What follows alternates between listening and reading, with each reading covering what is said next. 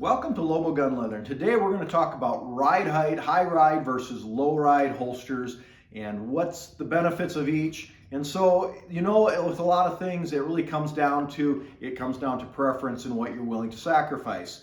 So here we have an enhanced pancake, and I got a PX4 Storm. And the ride height really comes in play when you're starting to talk those larger framed guns like the PX4, a 1911 5-inch. And so one of the challenges is, and when we're making, let's say, for example, a pancake, I want to have it where I catch about the bottom third of the trigger guard with my top of my belt line. And so let's say I go to a high ride holster and I drop this thing really far down because I don't want the bottom of the muzzle to show, and that's kind of a lot of the problems you're trying to hide that muzzle from hanging down is low.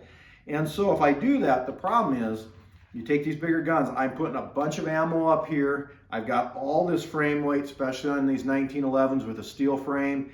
And what happens is I cannot control the firearm on the top as well, so it starts to do this. And so every time you're walking, you've got a holster that's bouncing away from your body. Now, what you do gain is a little bit of muzzle concealability, but you're going to lose this top wanting to pull away.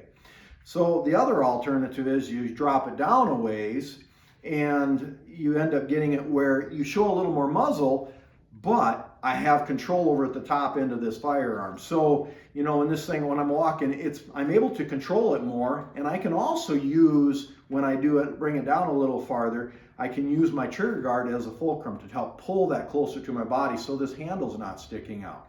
So that's kind of the reason why in our lineup, you will not see holsters that are made in a high ride configuration, because typically speaking, it isn't just worth it to have it as that high rise.